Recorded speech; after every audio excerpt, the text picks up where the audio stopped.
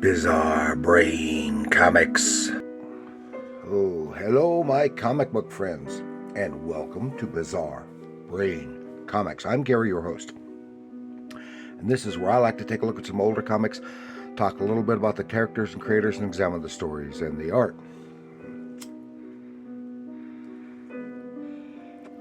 And this time I want to take a look at this one here. This is Amazing Adventures number 21, featuring the War of the Worlds from 1973.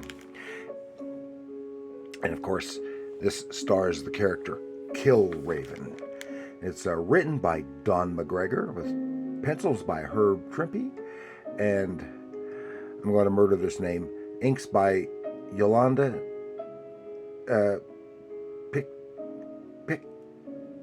Picky? I don't know how you pronounce that. I'm completely unfamiliar with her. And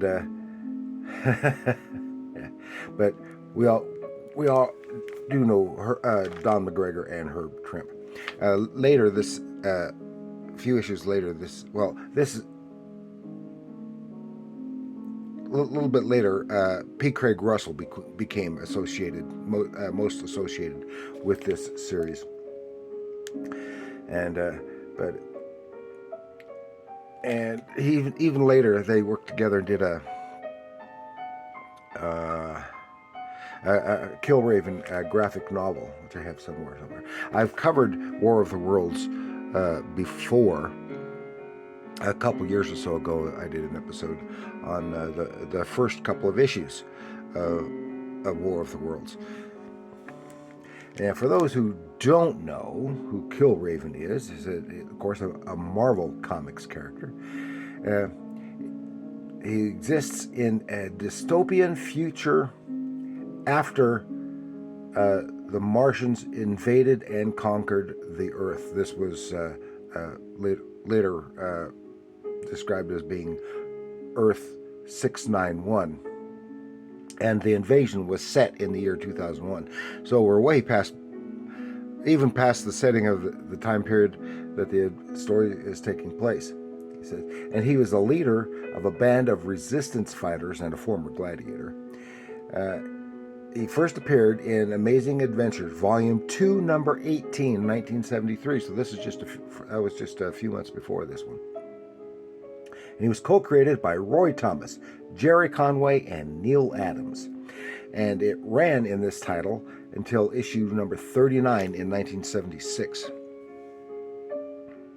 And I always enjoyed it. I only have a few of these early issues. They're not necessarily early issues. And as you can see, this has a lot of moisture damage and stuff. It's still quite readable, though. I had to... and the cover was coming off. I had to tape it in place. So, it's actually valueless right now, except as reading material. And it is good, interesting reading material. Of course, the first issue had featured the art of Neil Adams and Howard Chaykin. And Chaykin did the next couple of issues, and then had a couple issues of Herb Trimpe, and then Craig Russell took over, except for a couple of issues in there somewhere. They had guest pencilers.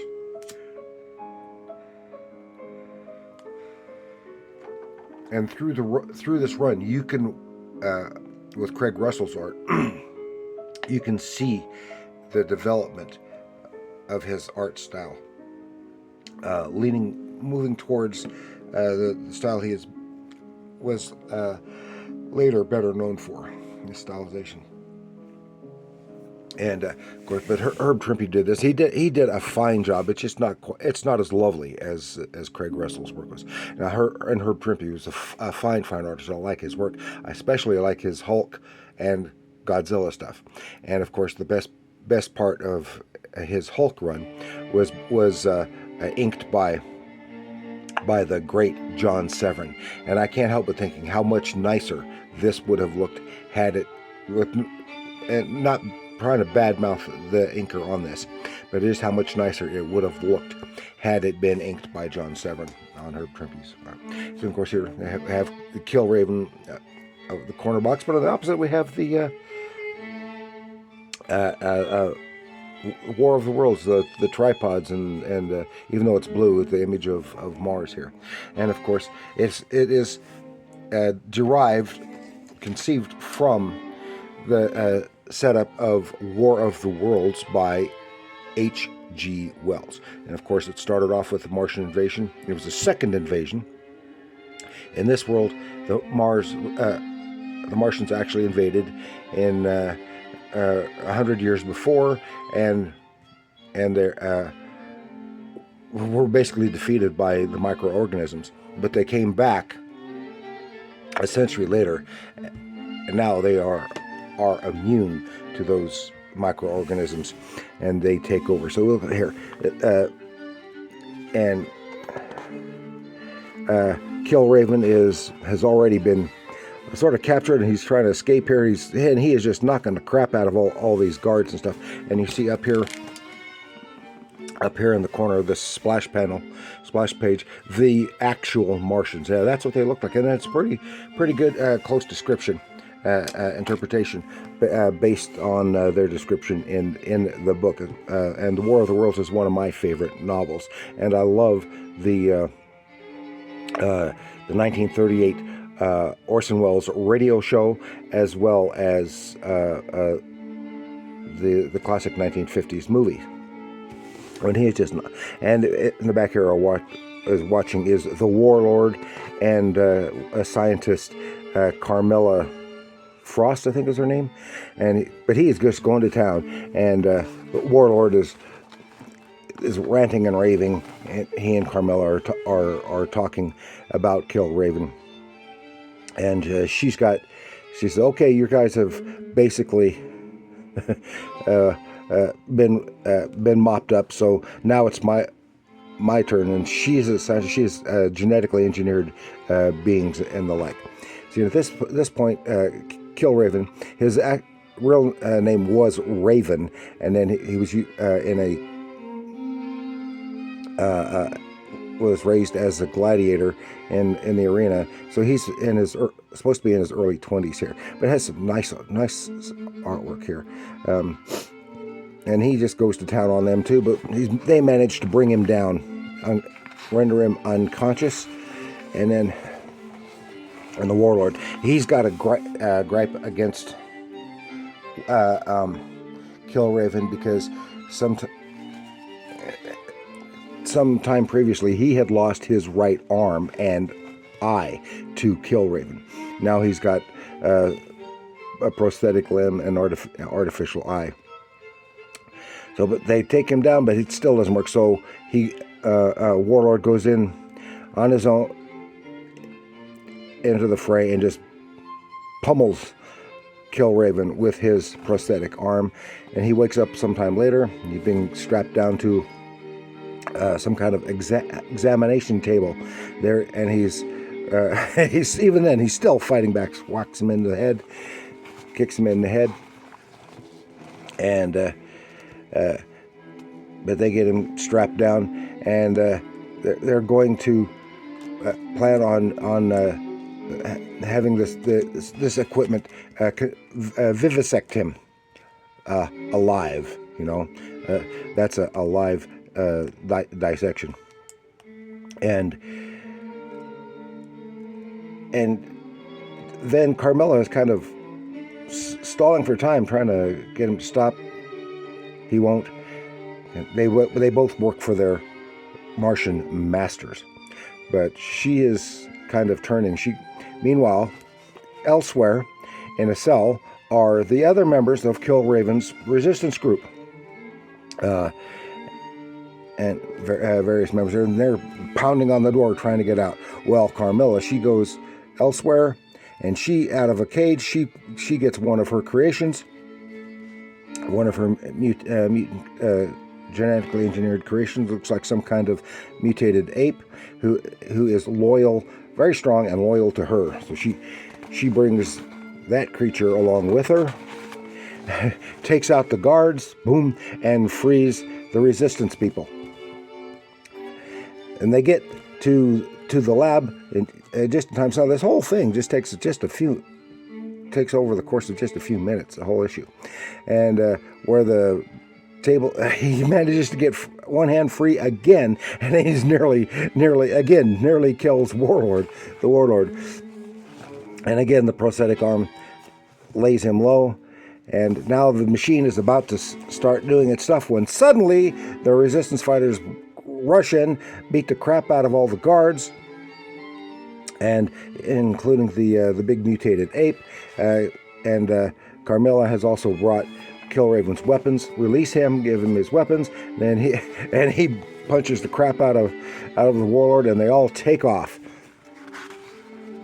So the alarm is out. The guards are coming out, and now they're rushing because and find an exit, and finds out that they are in the ruins, or actually have been under the ruins of Yankee Stadium in New York, and it is still an arena of sorts, and it is a different kind. There are traps and stuff.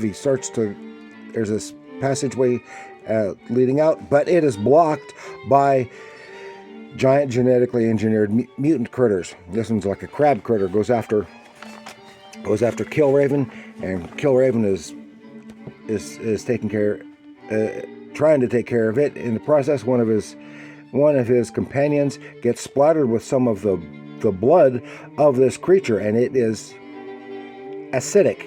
It could have blinded him, burns his face. But Killraven is still going to town. Other monsters are coming out, and the rest of them are fighting, taking out those monsters. And Carmilla tells her creature to assist Killraven against this giant crab critter. And with a bump, able to distract the creatures till Killraven can plunge his sword into a soft spot with throwing it, and it goes topples off the precipice, and that really ticks off the warlord. He goes down there and hand to hand with Killraven, and Killraven is pretty much holding his own against the guy, and he takes that prosthetic arm and slams it into a pool of that acidic blood from that creature, and it dissolves the arm. I wonder if could this have been where they got the idea of the acid blood for the xenomorphs in the Aliens franchise? Who knows? And so once again, Killraven has taken away the arm of the warlord. So while he is basically incapacitated, they skedaddle in a more conventional way out of the stadium and into the ruined cities of New York, where hopefully they can find some help for their injured companion. And there's a teaser for next time. Next, there's a nightmare loose in Washington, D.C. Boy, ain't that the truth. Okay, and that is it. Lots of fun, a lot of action going on in that story. Monsters, creatures, acid blood, and swords and blaster guns. Oh boy. So that's all I've got. I want to thank you for joining me. Please like, share, subscribe, leave your comments down below. Tell me what you think. Do you remember this series? Did you like this interpretation of the War of the Worlds or Killraven? Any of those things. Let me know what you think in the comments down below. And remember, comics are art.